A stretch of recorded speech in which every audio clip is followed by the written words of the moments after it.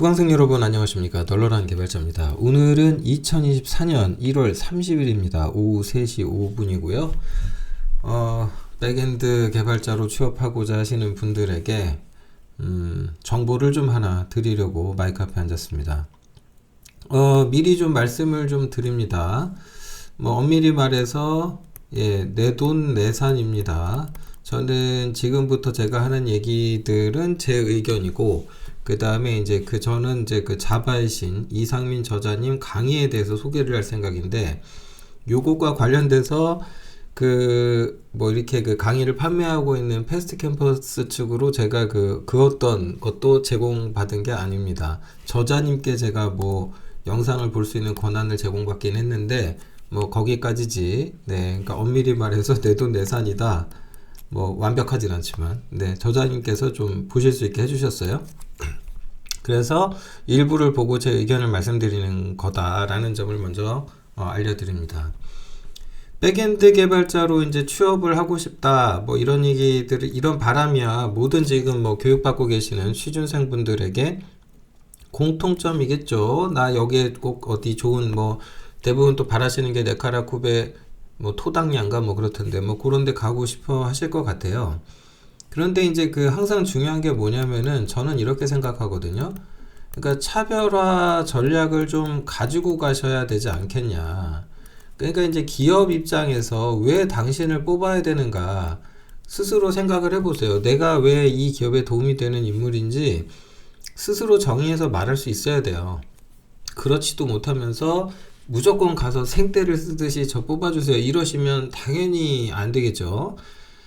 그래서 어떤 기업이 가지고 있는 가치가 있고 철학이 있어요. 그 비전을 공유할 수 있는 어떤 내가 뭔가를 갖추지 않는다면은 그 기업 담당자들이 그걸 모를 리가 없고, 그렇다면은 내가 거기에 합류할 가능성은 점점 떨어지게 되겠죠. 어찌됐건 그런 부분들은 이제 전략적인 측면이든 뭐든 다 좋은데, 우리가 이제 개발자라고 하면 기술적인 실력이 있어야 되잖아요. 근데 이 부분에서 어떻게 차별화를 할 거냐에 대해서 제가 계속 말씀드렸던 일관된 요건이 있어요.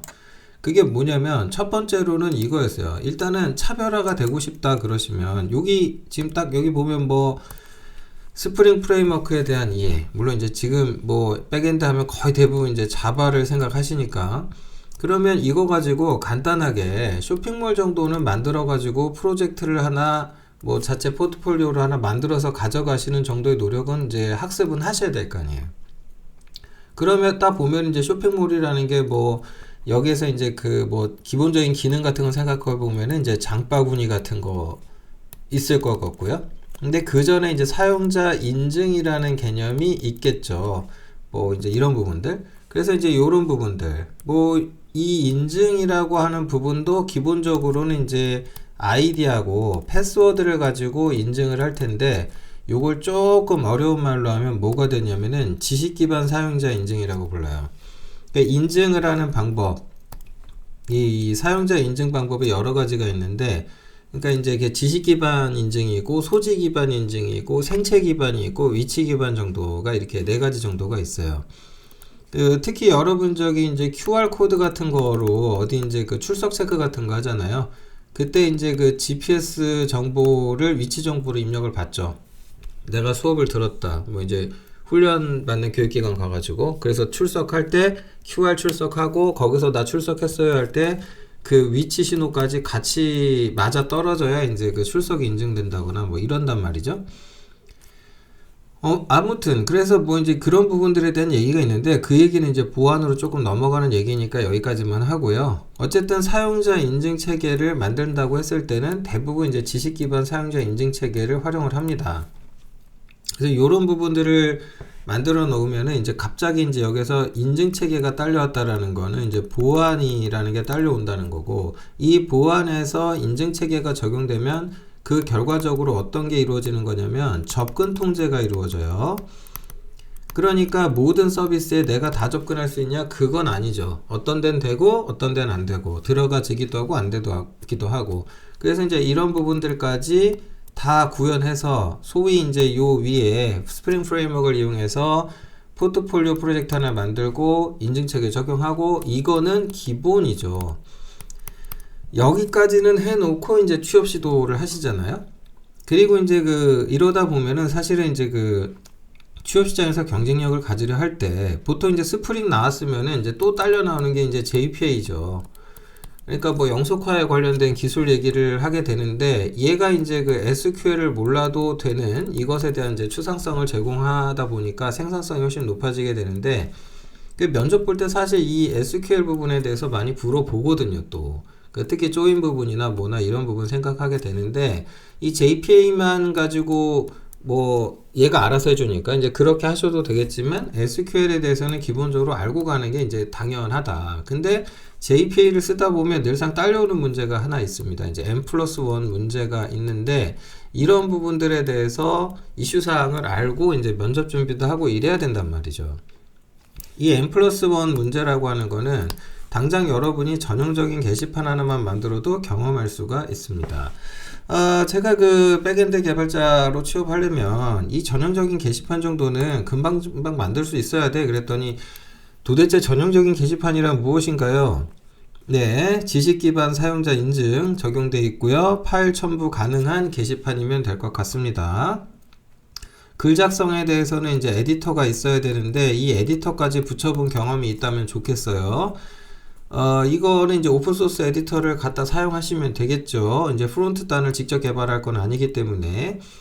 그 다음에 댓글, 대댓글, 좋아요, 싫어요 정도는 될 수 있다면 좋을 것 같습니다. 그리고 당연한 얘기지만 계정에 따른 접근 통제가 가능해야 되는데, 이 전형적인 게시판이라고 하는 것을 참고 자료 없이 개발할 수 있는 수준까지 반복 숙달이 되셔야 돼요. 그러니까 이제 사실 이거를 뭐 요구 조건을 따지기 시작하면 할 게 되게 많지만, 어쨌든 이 정도 수준을 반복 숙달해라. 참고 자료 없이 개발하도록. 자, 여기까지가 제가 생각하는 기본입니다. 그렇다면 도대체 차별화는 어디서 하라는 거냐? 여기서 하라는 겁니다. 여기서. 자, 객관적 기준에 따른 성능 증명을 하라라는 게 무슨 얘기냐? 사실 이런 포트폴리오 만들어가는 건 웬만한 사람 다 해가잖아요.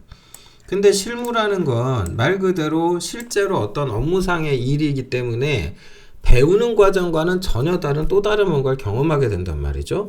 그러다 보면은 항상 딸려 나오는 얘기가 두 가지인데, 뭐냐면 성능이고요. 그 다음에 이제 장애 대응입니다. 이 성능이든 장애 대응이든 이 둘에 대해서 한 가지 공통점이 있어요. 그러니까 이것을 인지할 수 있는 것이 굉장히 중요하다. 그러니까 성능이 지금 좋은지 나쁜지를 어떻게 인지할 거냐. 지금 장애 상황이 났는지 안 났는지 내가 어떻게 인지하지? 이런 부분들에 대한 것들에 대해서 좀 차별화되는 요소로 여러분이 지식을 좀 쌓을 필요가 있겠다. 그래서 그걸 어떻게 성능을 객관적으로 좀 증명해 볼 수 있겠느냐. 그러니까 여러분이 만약에 쇼핑몰 시스템을 구축을 했잖아요. 그럼 어떻게 하면 돼? 이제 요거를 구축한 다음에 이것에 대해서 부하 생성을 해가지고 얘로 할 수 있는 게 뭐냐면 당연히 이제 과부하입니다. 그러면 이 과부하가 발생을 했어요. 그러면 그걸 인지해야 되잖아요. 그러면은 그걸 인지하기 위해서 제일 많이 쓰는 게 이제 APM이에요. 어플리케이션 퍼포먼스 매니지먼트 시스템입니다. 그래서 이런 것들을 이용해 가지고 인지하고, 그러면 이제 원인을 따져 가지고 장애 대응을 해야 되겠죠. 그럼 이 장애 대응에 어떤 장애가 발생했다면 그것의 원인이 있을 거고, 그 원인을 찾아 가지고 해결해야 적절한 대응이 이루어지겠죠. 그러다 보니까 이런 부분들에 대해서 좀 객관성을 가지고 뭔가 말을 할 수 있어야 되는데, 다행히도 자바 계열에 이런 부분들에는 도구가 매우 많죠. 우선 부하 생성 시스템으로 가장 유명한 거 JMeter, 엔그라인더, 게이틀링 정도가 있습니다. 근데 이 중에서 좀 권해드리고 싶은 거는 개인적으로 엔그라인더 하고요, 게이틀링을 권해드립니다. 예, 요거 그냥 쓰시면 되고요. 그 다음에 이제 스카우터라고 APM이 있는데, 스카우터 APM 요거 이제 제가 여러 번 말씀드렸죠. 이 APM을 그러니까 어떤 시스템을 구축을 한 다음에 여기에다가 이제 APM을 설치해서 이제 인지할 수 있는 모니터링 가능한 환경으로 구현을 해 두고, 그리고 나서 부하를 생성한 다음에 이슈에 대응을 하는 요런 부분들이 이제 필요한 거죠. 어쨌든 어떤 문제가 났다면 왜 문제가 났고 원인을 규명한 다음에 그걸 해결한다 하고 그 다음에 개선된 지표를 도출을 하셔야 돼요. 지표를 도출한다라고 했을 때 쉽게 말해서 엑셀 같은 걸 이용해서 그 전에 뭐가 왔댔는데 어떻게 해서 뭐 어떤 숫자가 있을 거 아니에요. 이 숫자가 어떻게 바뀌었다. 뭐 1이었는데 그게 2가 됐다라거나 이런 식으로 정확하게 요 실험 데이터를 제출을 해야 됩니다. 요거까지 해야 되냐고요? 예, 하세요. 네카라쿠베 토당야 가고 싶으시다면. 네, 그 정도를 하셔라. 그러려면 이제 어떻게 하면 좋으냐? 돈을 좀 많이 쓰시는 경우로 말씀을 드릴게요. 돈을 많이 쓰시는 경우. 그러니까 집에다가 컴퓨터를 몇 대쯤 이제 갖고 계시면 좋으냐면은, 제가 보기에 한 4대 정도 있으면 좋아요. 4대. 4대 정도 있으면 되는데, 요게 이제 부하 생성 시스템이 되는 거죠. 엔그라인더가 됐든, 뭐, 게이틀링이 됐든, 뭐든 하여튼, 뭐, 부하 생성을 해줄 수 있는 시스템을 하나 이렇게 별도 시스템으로 가져가야 될 것 같아요. 뭐, PC 하나를 활용을 해서. 그 다음에 요 PC들을 이제 네트워크로 연결을 해야 되잖아요. 근데 이때 좀 중요한 게 뭐냐면, 그 네트워크 인터페이스, 그러니까 L2 스위치죠. 요걸 텐지 인터페이스로 써주시면 좋아요. 일반적인 스위치 저렴한 게 1GBps급 원지 인터페이스거든요. 근데 진짜 고성능 대규모 네트워크, 실무적인 어떤 네트워크 환경, 특히 서버용 어떤 팜 안에 들어가는 스위치는 기본적으로 텐지를 씁니다. 그럼 10GBps급 스위치면은 원지에 비해서 얼마나 빠른 거냐? 원지 인터페이스도 굉장히 빠른데 이게 속도가, 그러니까 입출력이라는 속도 문제를 가지고 얘기를 하잖아요. 그럼 원지하고 하드디스크하고 누가 더 입출력 속도가 좋으냐? 원지가 이겨요. 그러니까 예를 들어서 1GBps를 풀로 이제 디스크에 쓰기 요청을 해버렸을 때 하드디스크가 못 따라가요. 근데 이걸 이제 SSD로 바꾼다든지 뭐 레이드를 장착해서 성능을 높인다든지 뭐 이래 볼 수 있을 거 아니에요? 만약 그렇게 한다라고 하드웨어적으로 성능을 높인다. 그럼 어떻게 되는 거예요? 네, 10GBps급이 돼야지만 제대로 그 입출력을 테스트해 볼 수 있을 겁니다. 이 정도 해 가시면 이건 지금 무슨 랩실을 집에다가 하나 만드는 수준이라 사실은 이게 혼자서 자기 집에 이렇게 구현하기가 쉽지는 않습니다. 그러니까 뭐 이거는 이제 이렇다라는 것에 참고 정도로 생각을 해두시고 요걸 이제 버추얼 PC로 가상 환경에다 구축하는 것도 방법이 되겠네요. 자, APM 시스템. 저는 이제 스카우터를 계속 권해드리는데 이 스카우터를 이용해 가지고 웹 3티어 솔루션으로 이제 환경을 구축하는 겁니다. 웹 서버는 뭐 예를 들어서 뭐 나는 이제 엔진엑스로 하겠다. 뭐 아니면 이제 와스 같은 경우 뭐 톰캣 쓰겠다. DB는 뭐 MySQL 쓰겠다. 그건 뭐 알아서 원하는 대로. 중요한 건 여기에다가 이제 여러분이 원하는 시스템을 올린 다음에 그래서 내가 만든 그 어플리케이션을 이제 와스 위에다가 올려줘야 되겠죠. 그렇게 해서 실제 배포를 해놓고 여기서 이제 엔그라인더든 뭐 게이틀링이든 이제 테스트 스크립트를 만들어서 이렇게 부하를 주면은 이 웹서버가 받은 리퀘스트를 와스에게 전달하고 와스는 데이터베이스에 입출력을 시도하겠죠. 정보를 가져와서 가공한 다음에 서버에 주면은 얘가 이제 엔그라인더 쪽에 이제 응답하는 이런 구조가 되겠죠.